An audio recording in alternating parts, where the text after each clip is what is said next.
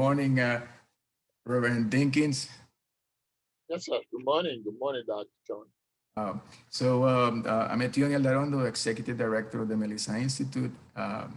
It's a pleasure for me to talk today with Pastor Charles Dinkins, CEO and President of the Hosanna Community Foundation. And since 1995, it's been for quite a long time, being a leader in our community in the promotion of models and ways to think about how to build resilience, prevent violence, create a tracker that promotes education and find ways to really get our youth and families in the area to move forward with life worth living and free of violence. Thank you for the work that you've done.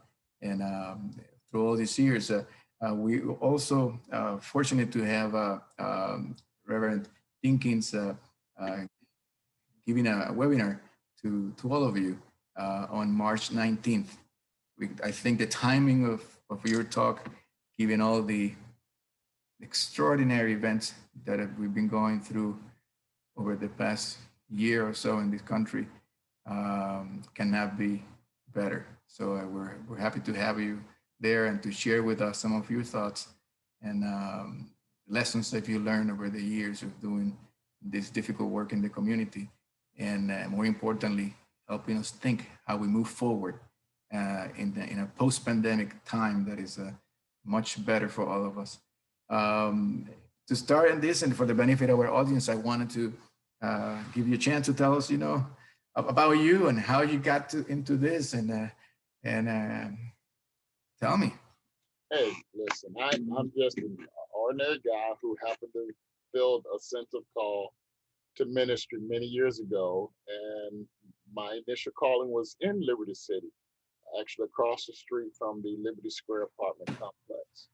And just doing evangelism work, getting involved in the lives of young people, being raised in a way where we value education. I thought every child should value education. So that's where my prevention kind of work began as a minister back in 95, called to my first church. And from there, we've kind of grown, gone back to school, attended national trainings for the last 10, 15 years, and have gained a prevention science framework for how we do prevention. And the ministry side of me integrates that into our church ministry. So I'm just a community kid that grew up in the community and is able to talk with the professionals that make decisions in our community. And from what we've learned over the years, if we can get us all in the same room, agreeing to a process, I believe that the greatest power we have is our collective IQ, and the collective product that comes out of that will benefit children for generations. So tell me, so what should people expect to hear? Well, I pray that the conversation would lead us to recognize the power in partnerships, the power when public, private, community, government agencies work together and seeing the problem the same way, you leveraging resources that we all bring to the table in a way that's framed around a positive youth development framework, and use our resources in a way to where we really build support for young people, regardless of what their social economic status is. That's equitable across our county. That would be my utopia, and hopefully we'll, in the conversation, we'll begin to talk about how that could become a reality for Miami-Dade County. That's pretty exciting. So you're gonna kind of like help us push the envelope in that direction and think how we can systemically address this as a coalition, to use your word. Yeah, Dr. Tony, in most meetings I go into, most people don't like when I talk because I'm known to push the envelope. So pushing the envelope is good. It's good, and one of the things that I have admired about you, and may have said that before, but is that I mean how you bring in the community activism and work.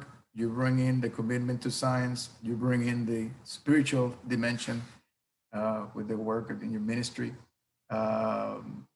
You bring in your lived experience as a Black man in our communities, and so it's and I have also heard you talk very articulately about all of these things. So I'm really, I think it's a unique combination, and we are really fortunate to have you and to share that with our group, and hopefully, hopefully we'll not only learn a lot more about what's happening and what can be done, but also as we move forward, what everybody can do to contribute to the vision that you want us to really espouse. Well, Dr. Tony, you may want to give me credit for the vision, but I honestly believe that the science kind of point to what really works. And if we as a community could, find a way to manage our bureaucracy and be with intentionality, work toward addressing the needs of children based upon prevention science processes, it becomes a no-brainer in my mind in terms of really reducing the risk and improving protective factors in the lives of children. It's just that we haven't done it yet as a community. And do you, I mean, I think part of the issue is, as you suggest, is there hasn't been the political will to kind of like. I think that's the right word, yeah. Yeah, and I think it's a shared frustration for people who study this topic or who understand what perhaps needs to happen in order to prevent violence in our communities, as well as with people who have lived in our communities trying to do it, like yourself. So I think I do believe, and I'm confident that we are in a different moment right now. That what we have lived over the past year or so has taken us to a point where we have no other choice than to muster that political will to do these things. And so I'm confident that this will happen, and grateful to have people like you pushing the cart forward, and it's really a collective effort. I like you share that optimism about where we are in the county of Miami-Dade County, with the recent election of our mayor. And, I have a 25 year history with her. I believe her heart would hear what we would say as a collective group. And if we could, find a way to improve the quality of life of Miami-Dade County residents, I sense that this would probably be one of the better times. So I like being very optimistic and hopeful. And just, I want to share the first thing to moving the envelope, if you will, is education. So, a lot of us are not aware of prevention science, what it means, and how does it work, how does it look day by day. So have an opportunity to share with your group, Melissa Institute, and list of professionals that you have there.